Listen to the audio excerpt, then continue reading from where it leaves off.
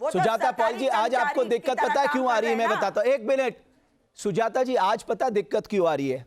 2006 में अगर मुख्य चुनाव आयुक्त ने जो 22 फॉर्मूला 22 पॉइंट्स दिए थे इलेक्शन रिफॉर्म के लिए, अगर आपने वो इंप्लीमेंट कर दिए होते तो शायद ये नहीं होता। आज आप कह रहे अपॉइंटमेंट ऑफ इलेक्शन कमिश्नर जो है वो साहब फेवरेबल बनाने के लिए जो सुप्रीम कोर्ट ने डिसीजन दिया उसको पार्लियामेंट से लाके सरकार ने बदल दिया। तब आप ये एक व्यवस्था बना देते कि साहब एक ट्रांसपेरेंट बॉडी होगी, उसमें ये लोग होंगे और ट्रांसपेरेंट तरीके से इन लोगों के चयन होगा ताकि हम इलेक्शन को हम ट्रांसपेरेंट बना सके। लेकिन तब आपने नहीं किया। आज आप ये सारी प्रक्रियाओं में सवाल उठा रहे हैं। लेकिन मैं सिर्फ इतना कहना चाहता हूं, आपके दौर में भी आपके पास मौका था, आपने नहीं किया। नहीं, ना ना ना ना, बहुत बढ़िया। और टीएन आपने सेशन सवाल साहब तो बड़ा कहते अच्छा कहते पूछा। गए, मतलब आप खुद ही इनके मान ऊपर रहे इल्जाम लगा के हैं गए कि सारी ताकि जिम्मेदारी ये हमारी हमारे थी कि हम चुनावों चीजों की को ठीक प्रक्रिया के करते और बीच में हमने दखल नहीं देते हैं। किया, क्योंकि हमने उन रिफॉर्म्स को इंप्लीमेंट नहीं किया तो भाजपा को यह अधिकार मिल जाता है कि वो गड़बड़ करे।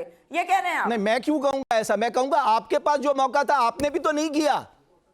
ये देश चाहता था कि आप इलेक्शन रिफॉर्म करें, लेकिन आपने नहीं किया। तो इसका मतलब इनको अधिकार मिल जाता है कि डाका डाल दे। ये डकैत वोटों के ऊपर डाका डालेंगे, सरकार जो है वो अवैध बनाएंगे। इनको ये अधिकार मिल जाता है कि हमने इलेक्टोरल रिफॉर्म्स नहीं किया तो ये चोरी डकैती करेंगे। भैया, तो ये तो हो गए ना देशद्रोही। इससे बड़ा द्रोह इस देश में नहीं हो सकता। अमित जमेई साहब, मैं आपके पास आना चाहता हूं। आपको एसआईआर से क्या दिक्कत है?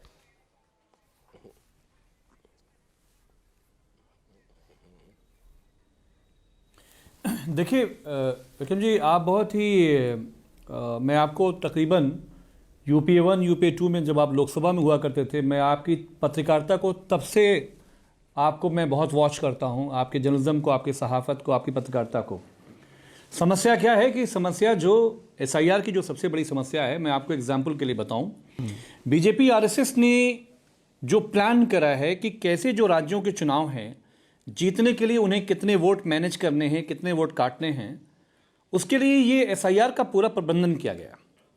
अब आप जौनपुर में एक एग्जाम्पल के लिए, मेरी विधानसभा है 366 जौनपुर सदर, तकरीबन वहाँ पर 836 बीएलओ और लेखपाल, ना कोई उनकी ट्रेनिंग हुई, ना कोई उनका डीएम के जरिए तैयारी हुई।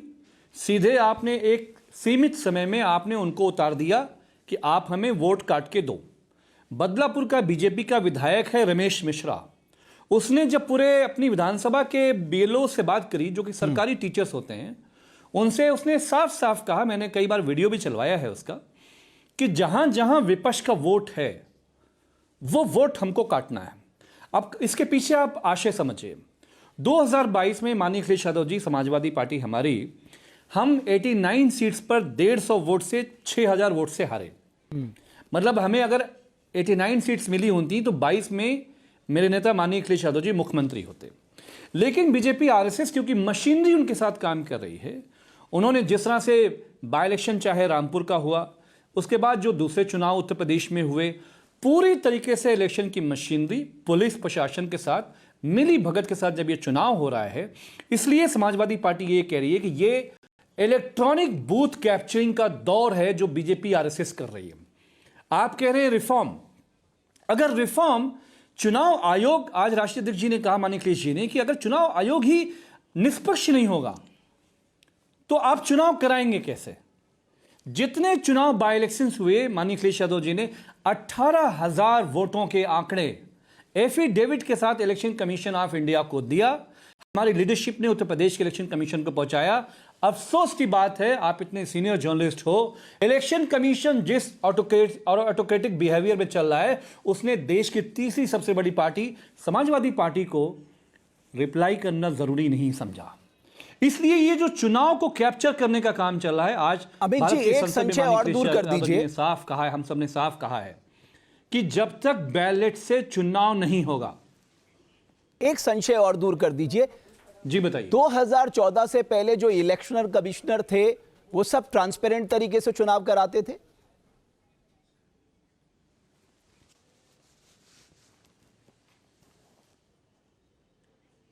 बेशक 2004 से पहले अगर निष्पक्ष चुनाव नहीं होता तो मरहूम अटल बिहारी वाजपेयी साहब प्रधानमंत्री कैसे बनते?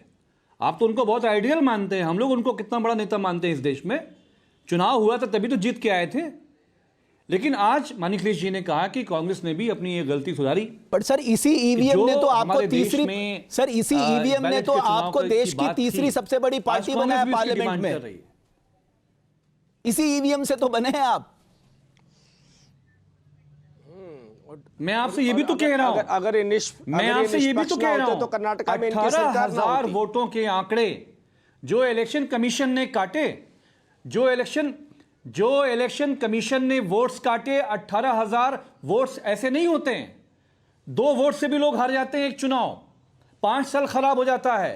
5 सीटों से 2 सीटों से लोकसभा में लोग प्रधानमंत्री बनते रह गए। तो सीधी सीधी बात यह है कि बूथ कैप्चरिंग का दौर है, इलेक्ट्रॉनिक बूथ कैप्चरिंग का दौर।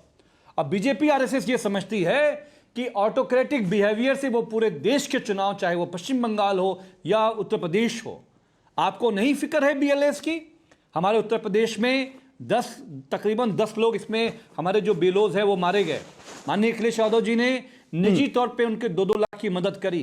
लेकिन क्या इलेक्शन कमीशन को आपने कोई तैयारी नहीं कराई? लेना चाहिए था। बिल्कुल अमित जमाई साहब, मैं इस चर्चा को आगे बढ़ाऊंगा। केवल इलेक्शन कमीशन का केवल ईवीएम ही मसला नहीं है, मसला कैश ट्रांसफर भी आया चुनाव सुधार में, जिसको लेके आप पार्लियामेंट में चर्चा हुई है। मैं उस पर भी जरूर आना चाहूंगा। मैं आपसे जानना चाहता हूं श्वेता जी, आप ही के यहाँ 10,000 रुपए ट्रांसफर हुआ है और उस पे सबसे ज्यादा सवाल ये उठाए जा रहे हैं कि साहब अगर ऐसा हुआ कि देश की जो आर्थिक स्थिति है उसका क्या हाल होगा। स्टेट आप देखिए, डेट जीडीपी रेशियो कई स्टेट का 30% से ऊपर है, मतलब 28/18 प्रदेशों का 30% से ऊपर है। तो कैसे चलेगा आगे? और ये प्योर रेवड़ी कल्चर है। देखिए रमेश जी, हम आपके राजीव जेटली जी बताएंगे रेवड़ी कल्चर के बारे में। आई थिंक वो लोग एक्सपर्ट है रेवड़ी कल्चर को, किस तरह से देश रेवड़ी कल्चर के चलते देश बर्बाद हो सकता है। मैं राजीव जी के पास आऊंगा। मैं श्वेता जी आप जवाब दीजिए। रमेश जी, आपने अभी एसआईआर के मुद्दे पे बात करते हुए ये बोला था कि नागरिकों को अधिकार है भारत में वोट डालने का। उसी पे हम बोलना चाहते हैं, नागरिकों का जो वोटिंग राइट है वही लोकतंत्र की शान है। बाकी जितने भी फर्जी वोटर हैं वो तो इससे सावधान ही रहें। और दूसरी बात ये, अभी इन्होंने बोला था, सुजाता जी ने बोला था, चुनाव आयोग पे सवाल उठाते हुए उन्होंने बोला था कि जब ब्राज़ील की जो मॉडल थी उनका फोटो जो भी दिखाया गया उसमें उन्होंने बोला उन्होंने इलेक्शन कमीशन से सवाल किया था। आपने इलेक्शन कमीशन से सवाल नहीं किया था, राहुल गांधी जी ने इलेक्शन कमीशन से सवाल नहीं किया था। उन्होंने प्रेस कॉन्फ्रेंस किया था जिसके जरिए वो लोगों को गुमराह कर रहे थे। और बाद में क्या निकल के आया देखिए, ब्राज़ीलियन जो मॉडल थी उन्होंने भी इस पे सफाई दी थी। दूसरी बात, सुजाता जी ने ये बोला कि जनगणना करवाना चाहिए, एसआईआर नहीं। जनगणना अगर होगा तो वो गवर्नमेंट करवाती है। एसआईआर करवाने का पूरा कंप्लीट राइट इलेक्शन कमीशन का होता है फेयर इलेक्शन के लिए। और जो ये बात कर रहे हैं कि नहीं होना चाहिए, जो वेस्ट बंगाल में आ रहा है, उसका एक उदाहरण देना चाहते हैं। करीब 2200 बूथ्स ऐसे हैं, पोलिंग बूथ्स ऐसे हैं जो बॉर्डरिंग डिस्ट्रिक्ट्स में है।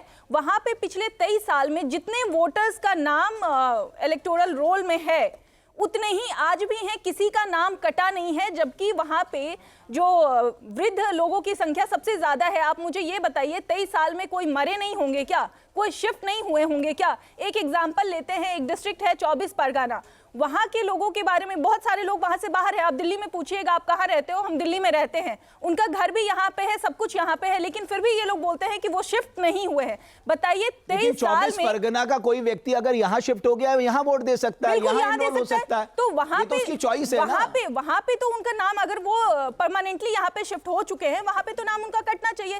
23 साल से ये चीज नहीं हुआ है। अगर नहीं हुआ है तो अब तो करेक्शन की जरूरत है ना। ये तो रेगुलर होना चाहिए था, ये 2013 में भी होना चाहिए था, ये 2023 में भी होना चाहिए था। होना चाहिए था। नहीं आना चाहता हूं। नहीं, बिल्कुल होना चाहिए था। अगर नहीं हुआ है तो आज हो रहा है। आप रिप्लाई करिए उसके बाद में। Download our News Nation app.